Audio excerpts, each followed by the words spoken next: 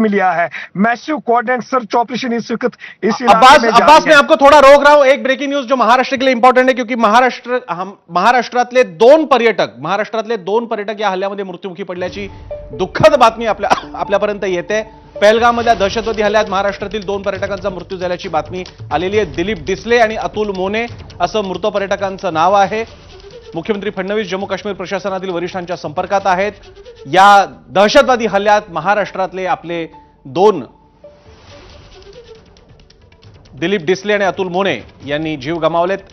अभिषेक मुठाळ आपल्याला आपले प्रतिनिधी अधिक माहिती देत आहेत। अभिषेक, मुख्यमंत्री देवेंद्र फडणवीस हे जम्मू काश्मीर मधल्या प्रशासनाच्या वरिष्ठांच्या संपर्कात असल्याची माहिती आहे। जम्मू काश्मीरचे जे विभागीय आयुक्त आहे विजय कुमार बिदरी यांनाही त्यांनी फोन करून संपूर्ण तिथली माहिती घेतल्याचं कळतं आहे। सोबतच पहलगाम हे त्यांचं क्षेत्र आहे आणि त्यामुळे एकूण त्या भागामध्ये सध्याची काय परिस्थिती आहे हे देखील जाणून घेतलं आहे। आतापर्यंत जी माहिती मिळालेली आहे त्यामध्ये महाराष्ट्रातले ते जे दोन पर्यटक आहेत त्यांचा दुर्दैवी मृत्यू झाला आहे। दिलीप डिसले आणि अतुल मोने यांचा मृत्यू यामध्ये झाला आहे। सोबतच या दहशतवादी हल्ल्यामध्ये महाराष्ट्रातले 2 जण ते जखमी असल्याची माहिती आहे। जखमींमध्ये एक पनवेलचे तर जे उर्वरित आहे एक ते कोणत्या भागातले आहे याचा सध्या शोध घेतला जातोय। एकूणच या संदर्भातली जी जखमींची नावं आहेत ती प्रशासनाला देखील कळवण्यात आल्याचं कळत आहे।